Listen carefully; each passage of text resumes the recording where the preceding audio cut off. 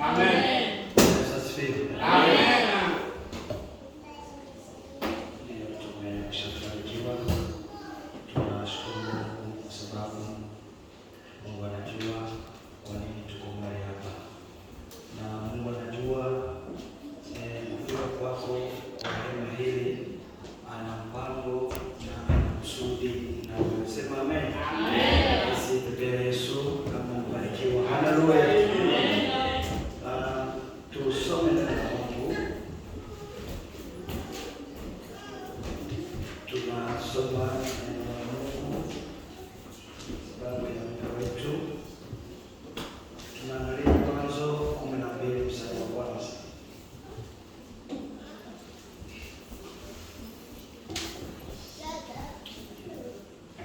Kitabu cha Mwanzo mlango wa 12 mstari wa kwanza, mstari 2, 1, 2, na tunaangalia tena Yohana Mtakatifu 15 verse ya 14 hadi verse 15. Hii mstari mbili tunaangalia neno la siku ya leo.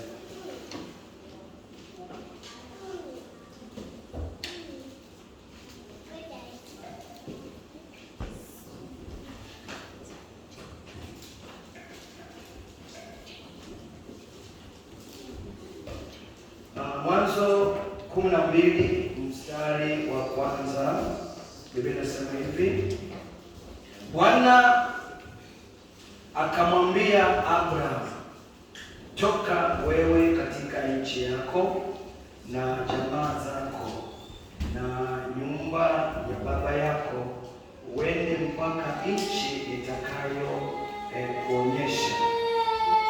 Inasema, nami nitakufanya wewe kuwa taifa kubwa na kukubariki na kulikuza jina lako, nawe uwe baraka. Bwana Yesu asifiwe. Nami nitakufanya wewe kuwa taifa kubwa na kukubariki na kulikuza jina lako, nawe uwe baraka. Tunasoma Yohana, kitabu cha Yohana Injili 14 sura 15 verse ya 14. Mlango 15 14 15. Biblia inasema hivi: ninyi mmekuwa rafiki zangu mkitenda niwaamuruyo. 15, siwaiti tena watumwa, kwa maana mtumwa hajui atendalo bwana wake, lakini ninyi nimewaita rafiki, kwa kuwa yote niliyoyasikia kwa Baba yangu nimewaarifu. Amen. Bwana Yesu asifiwe. Amen. Ndio nimesema kwamba leo ni siku nzuri na tumeshakubarikiwa sana. Tunataka tuzungumze maneno fulani hapa ambayo itakuwa kutusaidia katika maisha yetu ya kiroho. Siku za leo ni siku ngumu sana. Vitu kila watu wako huku wako kule, wanapanda wanashuka. Nifanye nini ili na mimi niingie katika ufalme wa mbinguni? Kuna vitu vingi ambavyo watu wanafanya ili kwamba waweze kuingia katika ufalme wa mbinguni. Tunakuwa pilika, tunaenda kanisani, tunafanya mikutano, tunafanya maombi, tunafanya mafungo, tunafanya kila iwezekanayo, njia zozote zile, ili kwamba tuweze kuona kama tunaweza kuingia katika ufalme wa mbinguni. Tuone neno somo ambalo tutazungumza leo. Nasema jenga urafiki na Mungu. Amen. Bwana Yesu asifiwe. Amen. Jenga urafiki na Mungu au jenga urafiki na Yesu. Katika ulimwengu huu kuna marafiki wengi sana. Warafiki ni wengi sana. Utakuta huyu anakuwa na rafiki na huyu, unakuwa na rafiki na huyu, kuna mwingine anakuwa na rafiki na wanasumbua, wengine marafiki ni wengi sana tofauti tofauti kwa njia, kwa kila style na kila step. Lakini tuzungumze jenga urafiki na Mungu. Haleluya. Amen. Unaweza kujenga urafiki na mume wako, unaweza kujenga urafiki na mtoto wako, unaweza kujenga urafiki na jirani, unaweza kujenga urafiki na bosi wako wa kazi, unaweza kujenga urafiki na kila yeyote ambao unampenda, ujenge urafiki naye. Lakini leo nakwambia ujenge urafiki na Mungu. Kujenga urafiki na Mungu, naweza sema ni kumpenda Mungu. Jambo la pili ni kumtii Mungu. Jambo la tatu ni kumsikiliza Mungu. Jambo la nne ni kutembea popote pamoja na Mungu. Sema haleluya. Amen. Kujenga na Mungu ni kumpenda Mungu, kumsikiliza Mungu. Yaani kila mara unatembea na Mungu, unatii principles za Mungu, hapo utajikuta umejenga urafiki na Mungu. Na Biblia inasema hivi katika kitabu cha Mose, hakuna mtu anayeweza kutembea na mtu mwingine kama hawajadiscuss kwanza wapatane. Ewa tunaenda Ipswich, tunaenda London, tunaenda Brisbane, tuchukue ndege twende Sydney, twende Melbourne, twende fasi zote, twende supermarket. Yaani hamwezi kwenda njiani muongozane na mtu kama hamjakaa chini mpatane, muelewane, kwa sababu kuna vitu vinaweza kuhappen pale mbele, mjue cha kufanya. Labda adui atawavamia, mjue namna gani mtakwenda kufight yule adui. Nini? Mko close, mko pamoja. Ndio maana nasema ujenge urafiki na Mungu. Na katika jambo hili utakuwa umempenda Mungu, umemsikiliza Mungu, umetembea na yeye, na utakuwa umemtii huyu Mungu. Sasa hapa Biblia inasema nini? Inasema hivi, Mungu akamwambia Abraham, Mungu akamwambia Abraham. Na ukichunguza vizuri, Abrahamu mbele aitwe Ibrahimu, mbele hajakutanana na Mungu alikuwa anaitwa Abraham. Alipokutanana na Mungu, sasa jina likageuka akaitwa Ibrahim. Haleluya. Amen. Ibrahimu alizaliwa na baba na aliyekuwa anaitwa Tera. Huyu baba ndiye alizaa Ibrahimu. Na Ibrahimu alijikuta anazaliwa na ndugu wawili. Kulikuwa ndugu wawili ambao walizaliwa na huyu Ibrahimu. Ibrahimu alikuwa na wadogo zake, mmoja alikuwa anaitwa Hanori na mwingine alikuwa anaitwa Haran. Ibrahimu alizaliwa kwa mwaka wa 150, yaani kisha gharika. Yaani Ibrahimu ni kama vile iko wa kizazi cha Shem, wale watoto wa Nuhu. Huyu Shem, yaani Ibrahimu anatoka katika kizazi cha huyu Nuhu. Bwana Yesu asifiwe sana. Amen. Haleluya. Amen. Mungu akamwambia Ibrahimu, ondoka utoke mahali hapa, uende sehemu fulani, uende tu kwenye mimi ndakuongoza tu, wewe uende. Ibrahimu akuuliza naenda wapi? Niende kufanya nini? Mungu akamwambia ondoka uende. Kwa sababu Mungu anasema, Ibrahimu akaondoka akaenda. Na Biblia inasema kwamba wakati Ibrahimu aliondoka, alikwenda sehemu moja katika nchi ya Uru. Hiyo nchi ambayo walikuwa wanaishi Tera. Sasa wakatoka katika ile nchi wakaenda katika nchi ya Wakaldai.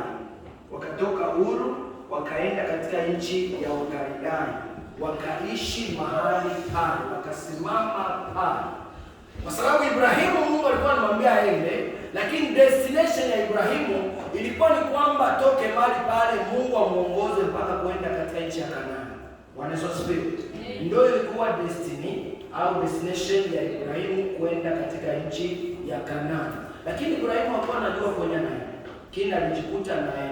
Walipofika katika nchi ya Wakaldai, huyu Tera ambaye alikuwa ni baba yake na Ibrahimu Biblia inasema alikufa pale katika ile zone ya pale katika nchi ya Wakaldayo. Na Biblia inasema kwamba huyu baba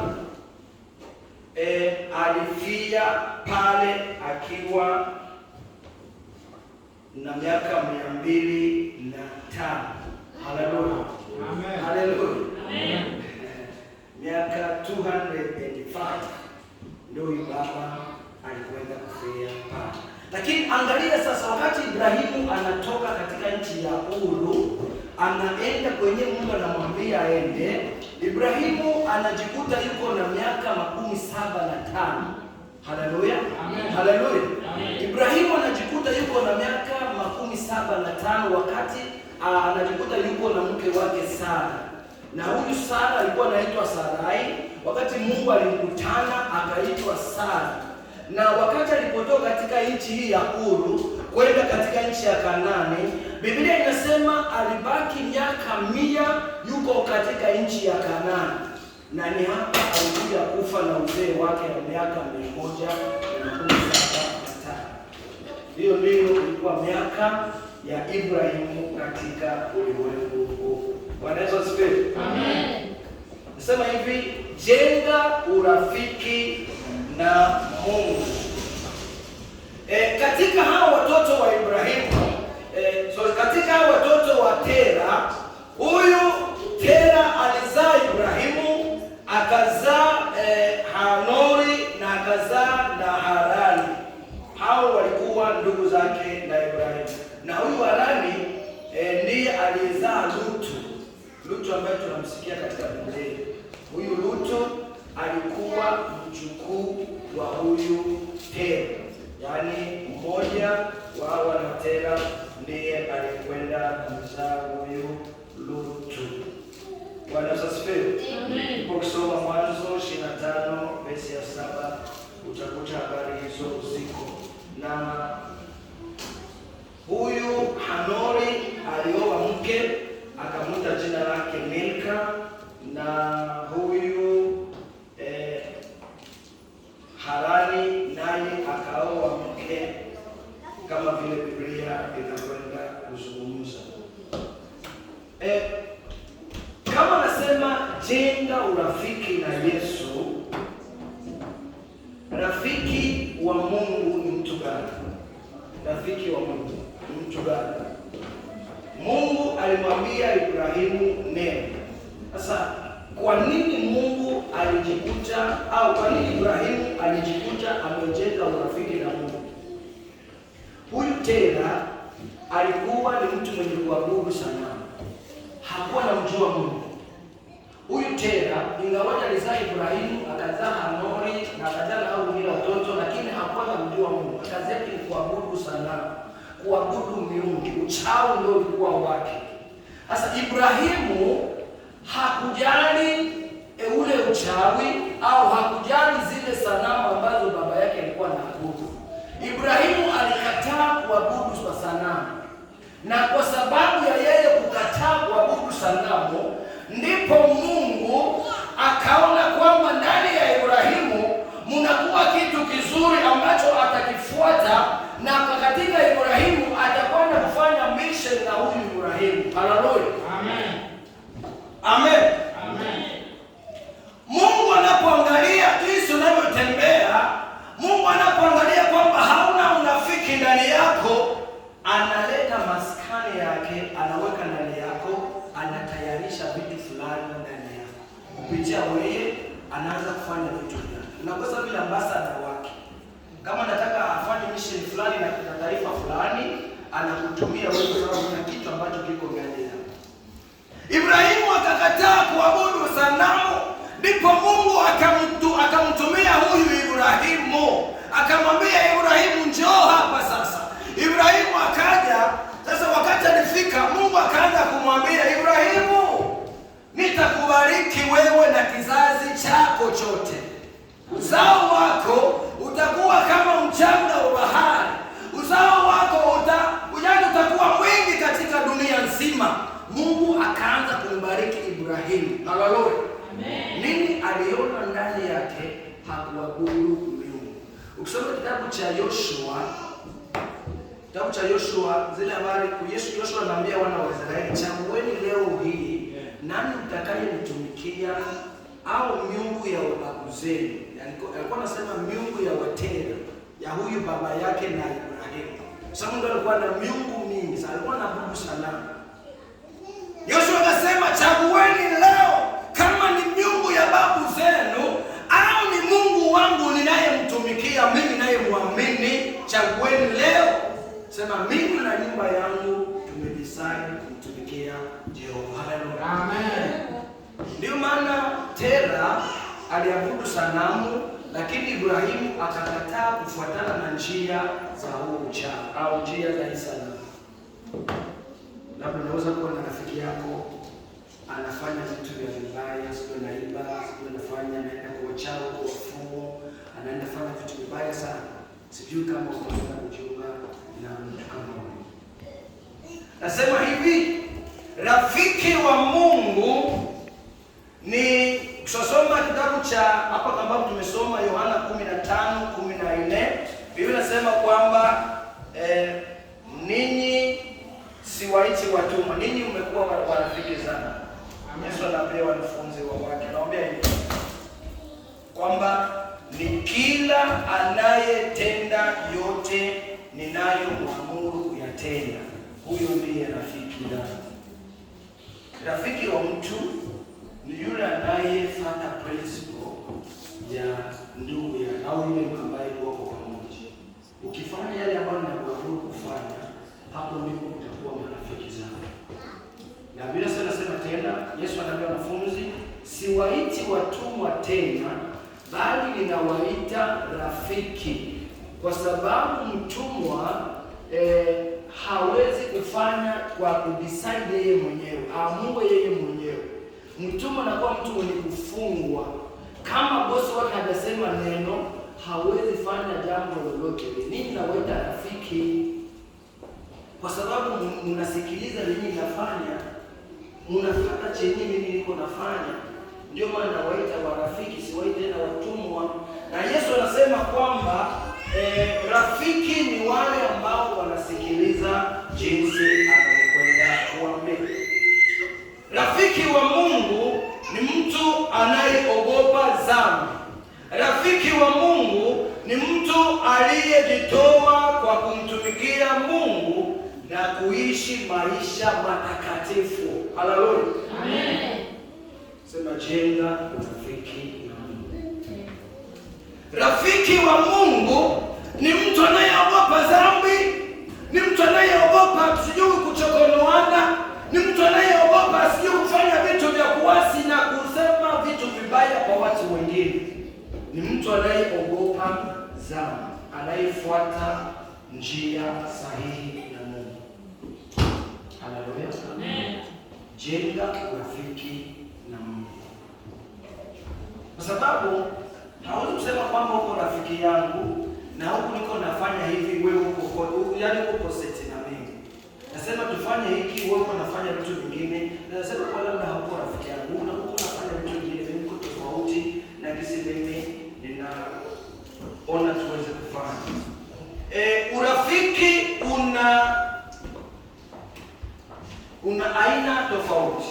Urafiki una aina tofauti. Kuna urafiki wa kweli na kuna urafiki wa unafiki. Kuna urafiki wa kweli wa good na kuna urafiki wa unafiki, yaani urafiki wa fake. Mtu anaweza kuwa rafiki, unamwona anajitoa kwako, unamwona sijui kama unasema tufanye hiki, anajitoa ndani kwa mali, unaona huyu kabisa anajitoa yeye wote, lakini ndani unakuwa vitu vingine. Bwana tumesema. Haleluya. Au ndio tunasema ni Mayuda, kwa Yuda. Yuda alikuwa miongoni mwa wale ambao walichaguliwa na Yesu. Naye alijipanga kwenye line wakamchagua pamoja na wengine, lakini ndani yake kulikuwa vitu vingine. Ndio maana Yesu anasema si ninyi nyote mlio watakatifu, si ninyi nyote mlio safi, lakini ndani yenu kuna watu wengine ambao hawako safi. Maana Yesu aliwajua wanafunzi. Rafiki wa kweli ni yule rafiki ambaye anajitoa kwa hali yoyote ile. Yaani kenye nakuambia, na ndio hicho, kama hana utaona hana, na kama yuko nacho atakwambia wa niko nacho, na mnashare na vitu vinakuwa vizuri. Sema amen. Amen. Sema jenga urafiki na Mungu. Ibrahimu alijenga urafiki na Mungu, ndio maana Ibrahimu alikwenda kubarikiwa. Ndio maana Ibrahimu Mungu alileta ahadi nyingi kwake, kwa sababu alijua pamoja na hili Ibrahimu ni mtu wangu, ninamwaminia, nina uaminifu na yeye, hawezi kuniangusha hata kama tunafika sehemu fulani, hawezi kuniangusha. Ndio maana Ibrahimu ni baba wa imani. Inafika kipindi Mungu anampesi Ibrahimu, anamwambia kama unanipenda nitolee sadaka, mtoto wako mtolee sadaka. Amen. Amen. Maana alijua Ibrahimu ni rafiki yake mpendwa. Alijua Ibrahimu hawezi kumwangusha. Alijua chenye namwambia anasikiliza, anatekeleza na anakwenda kutenda, kwa sababu ni rafiki mpenzi mzuri. Kama vile Ayubu, kama vile watumishi wa Mungu wengine wengi wako katika Biblia ambao Mungu aliwatakasa, na Musa na wengine walikuwa rafiki wazuri sana. Nasema hivi, urafiki unakuwa katika aina tofauti, na kunakuwa urafiki mwingine unakuwa urafiki wa kujiweka. Urafiki wa kujiweka, yaani mimi sikuwa nakupenda, lakini kwa sababu wewe unaona unipende, ukue pamoja, unakuja unajiweka kwangu. Haleluya. Haleluya. Kule kujiweka, yaani kuna vitu fulani ambavyo hata umeviona ndio vinaweza kuwa vizuri au vinaweza kuwa vibaya. Kuna kujiweka kwa wema na kuna kujiweka kwa unafiki. Sijui unaona nakalaka ni mzuri au sijui unaona mimi nakuwa na niko sawa, na sasa unakuja unajiweka. Kule kujiweka kwako sasa sijui kama ni kwa wema au sijui kama ni kwa kutafuta sijui mambo mengine. Kuna hapo. Na kuna kuwa tena urafiki mwingine, huo urafiki ni urafiki wa kutafuta. Yaani unatafuta juu na chini, hata kama namba yangu naitafuta, hata kama address yangu naitafuta, sijui nilifanya vitu fulani, unatafuta mpaka unipate. Haleluya. Amen. Ili kwamba sijui useme maneno na mimi, ili kwamba sijui uzungumze na mimi, ili kwamba utafute vitu fulani, hiyo navyo inafanyika. Urafiki wa kutafuta. Na kuna kuwa urafiki mwingine, huo urafiki ni urafiki sijui wa kuingiza. Sasa uko pale sijui haujui kenye kinaendelea, na wewe mtaza mtu anakuja sema mimi niko hivi na hivi na hivi na hivi na hivi. Huyo mtu anakuja tu ili kwamba atafute kitu fulani, sababu zenye ziko ndani yako. Sijui achukue vitu fulani, au achukue address yako, au achukue anwani yako, au achukue sijui sababu kenye kitatoka ndani ya kinywa chako. Yeye yuko pale tu asikilize utasema vibaya au useme vizuri. Iko sawa vile mercenary niseme. Haleluya. Amen. Haleluya. Kuna kwa wengine ni wa mercenary. Unamwona yeye ni rafiki yako, lakini sio rafiki. Anakuwa na vitu fulani kwa natafuta tu labda asikie utasema ABCD, kisha unakutanisha kule nje maneno yako yashakuwa nje. Umeshakuyaona kwenye matangazo. Unajiuliza, mbona jana nilikuwa hivi na hivi, nienda namna gani? Watu wanaanza kusema, unajiuliza nilienda nje namna gani, lakini kumbe kuko wamesenea wako karibu na wewe, wako wanakuja sana. Amen. Haleluya. Amen. Tunasema kuna aina ya watu kama hao. Lakini pamoja na hao kuna kwa wengine wanakuwa nacho, wengine wanakuwa ndio vile. Kuna wengine waliumbwa vile ni warafiki wazuri. Utamwona tu kuna urafiki mwingine hauombi mpaka niambie mtumishi wa Mungu hapa unapenda tukufanye urafiki. Haikoki. Urafiki mwingine unaletwa na matendo mazuri. Unapofanya matendo mazuri, hautajua kwenye urafiki watatoka, hautajua. Utakuja kujiona tu watoto wanaanza kuyala kwako. Utakuja kuona tu wewe unaona uko unatembea, mshakuwa na mama wengine, Ukishakuwa na baba wengine, vijana wengine washakuwa hata kuzunguka. Nini matendo yako? Yaani ule urafiki wako uko nacho, uko ndani yako. Ni kitu ambacho kiko ndani. Na wewe mwenyewe haujui kinatoka wapi. Unakuja kujikuta tuko miongoni mwa watu ambao wanakuzunguka sana. Wanasifiwe sana. Haleluya. Yaani urafiki huu uko vile.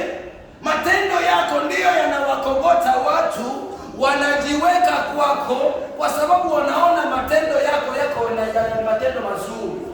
Ndio maana mtacha Dorcas alikuwa anasaidia wajane na watu wengine, watu wakamzunguka kwa sababu alikuwa anafanya vitu vizuri sana. Katika hali yoyote, kama Ibrahimu, Mungu alimwambia nitakubariki kwa sababu alikuwa anatembea na kusikiliza nini Mungu anasema.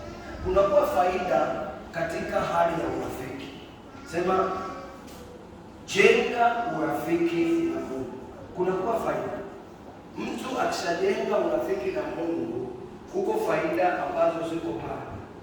Lakini kwanza chenye utajua, kitu cha kwanza kusema kwamba Mungu ni Mungu ambaye yuko kwenye yaani yuko juu ya vitu vyote. Mungu ni mkuu.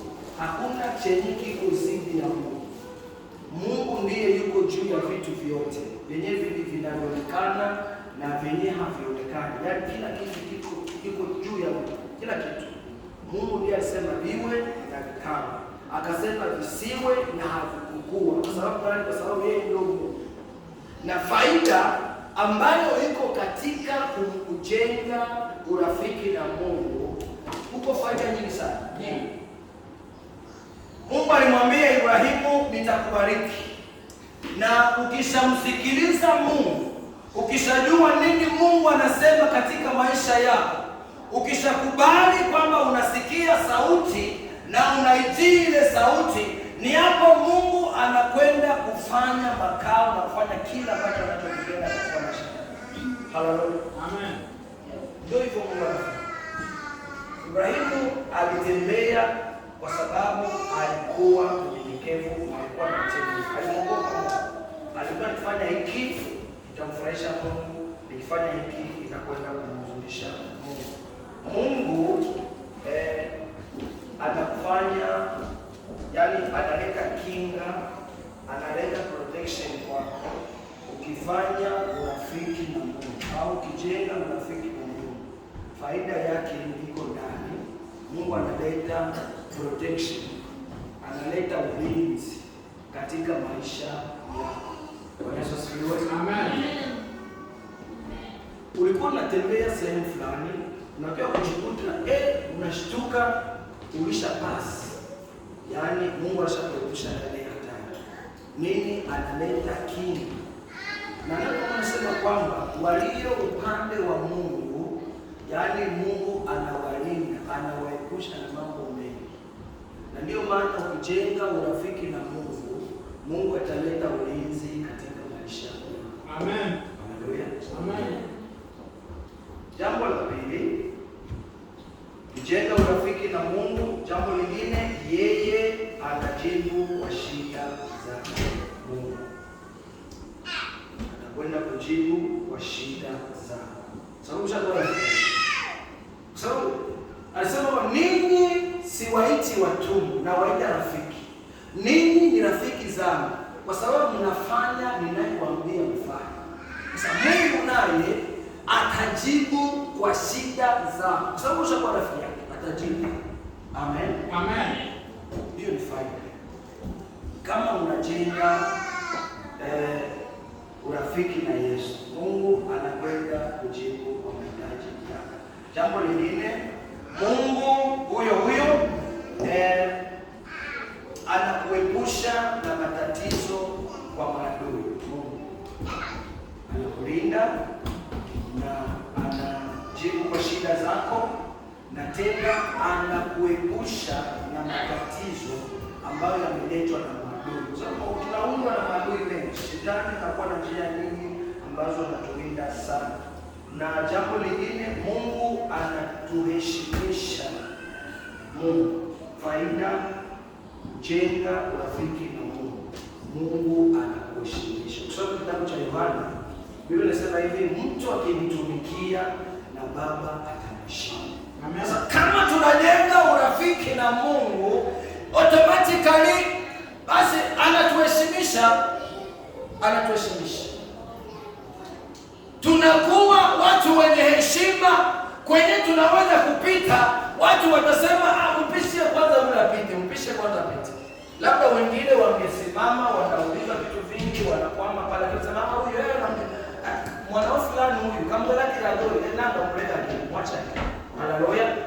Haleluya. Amen. Mungu atakuepusha na vitu vibaya, maadui, sijui watu wabaya, atakuepusha na mambo mabaya ambayo itakwenda kuaffect maisha yako. Kwa sababu ni mtoto yake. Anakuwa na mission na wewe. Anajua pale mbele utakuta vitu vingi utafanya. Na Mungu hawezi ona kwamba unakufa au kufa. Kwa sababu angali na mission na wewe. Angali anategemea kwamba kuna roho ambayo itaokoka.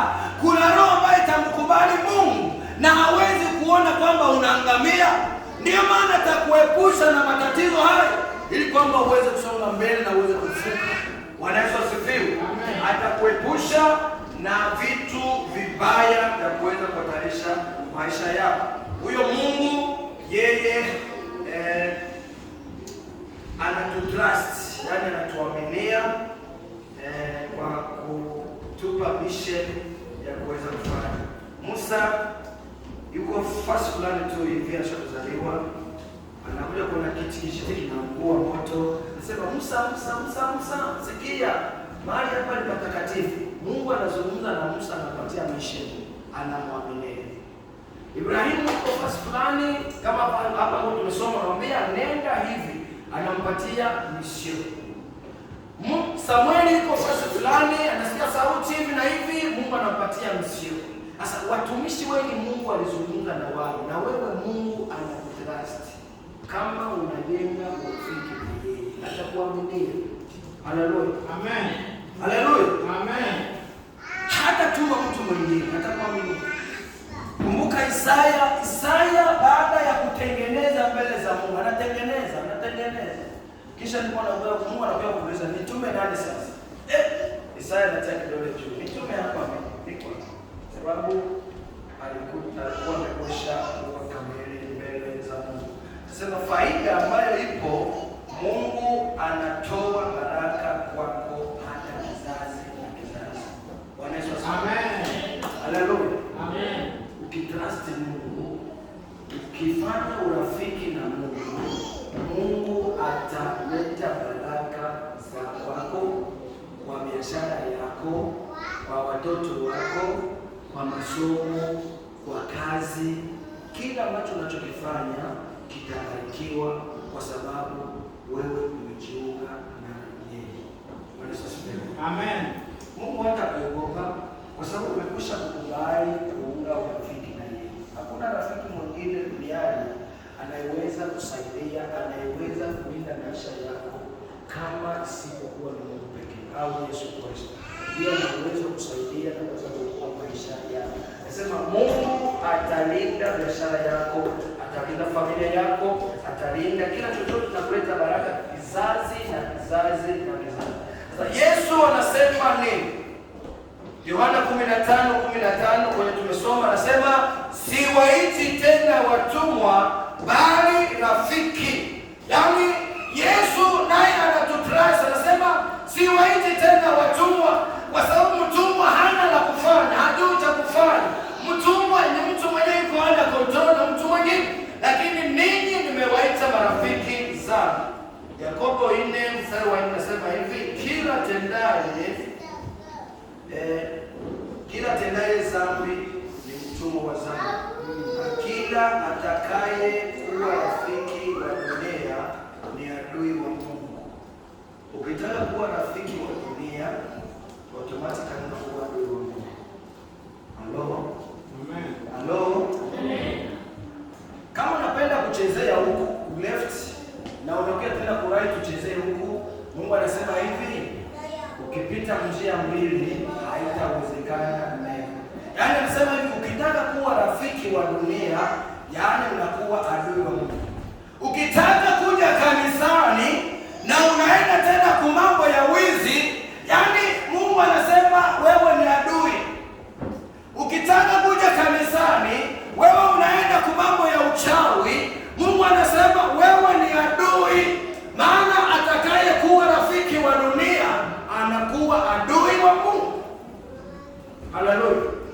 Maana hakuna urafiki kati ya Kristo na Beliali. Kuna urafiki kati ya nuru na giza.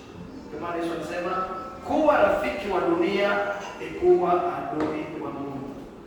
Sio wote utacheka nao kuwa ni wazuri, lakini hali yao itakuwa mbaya sana. Bwana Yesu asifiwe sana. Amen. Haleluya. Sema Yesu ni rafiki mmoja ambaye ni mzuri, ambaye ana uwezo wa kutusaidia katika maisha yetu. Nikuulize hivi, una marafiki gani? Nataka tumalize. Una marafiki gani? Marafiki ni wengi. Sasa marafiki zako ni marafiki wa aina gani? Kuna wengine wanafanya urafiki na pesa, anajiunga, anafanya urafiki na mali ambayo anakuwa nazo. Kuna wengine wanafanya urafiki na pombe. Kuna wengine wanafanya urafiki sijui na uzinzi, uasherati. Wengine wanakuwa na urafiki sijui na uchawi. Wengine wanakuwa na urafiki na sanamu. Wengine wanaona kwamba hapa ndo hakuna kingine, msaada wao ni hapa tu. Ndio nauliza, una marafiki gani ambao unakuwa nao kwa sasa? Je, una urafiki na Mungu au unaweka mali zako mbele, au unamweka mzazi wako mbele, au unaweka kila kitu ambacho nakiona mbele? Lakini tutakia kwamba jenga urafiki na Mungu ili maisha yako yaweze kuwa safe, ili maisha yako yaweze kubarikiwa, ili kwamba uweze kufanikisha njia zako katika ulimwengu huu ambao tunaishi. Bila kuwa na Yesu hakuna mafanikio yoyote ambayo unaweza kuwa. Tafuta connection na Mungu. Ukitafuta connection na Mungu, Mungu atakwenda kusave maisha yako. Kuna hasara ambayo iko kama mtu hafanyi urafiki na Mungu. Kuna hasara. Kwa sababu ukifanya urafiki na pesa, zile pesa zinaweza kuisha anytime. Ukifanya urafiki na vitu, vile vitu vinaweza kuwa destroyed anytime. Ukifanya urafiki na mtu, yule mtu anaweza kudisappoint wewe. Yule mtu anaweza kukorofisha. Na ukifanya urafiki na kila chochote kile duniani, kinaweza kuhatarisha maisha yako. Lakini mtoto wa Mungu anasema jenga urafiki na Mungu kwa sababu maisha yako yawe safe na siku moja ungee katika uzima wa milele. Haleluya. Amen. Hakuna njia nyingine ya kuweza kuokoa maisha yako isipokuwa ni kwa Yesu mwenyewe. Kwa Mungu pekee, hiyo ni msingi ambao unamwamini. Bwana asante sana. Amen. Haleluya. Haleluya. Amen. Je, nataka tuombe Mungu labda na rafiki mabaya. Rafiki wabaya. Unajiunga na rafiki wengine wabaya ambao wanakutosha na kuuliza katika njia mbaya. Unataka uendelee mbele ili marafiki watosha huko wanaweka. Sijui uko unataka kwenda kanisani, wengine wanakuambia hapana, kuya huku. Unatoka kule unatanisha, unashinda kwenye huko na marati kitu. Hakuna kitu. Mungu atuweza. Lakini jiunge ufanye urafiki na Mungu. Kama uko kama tuombe.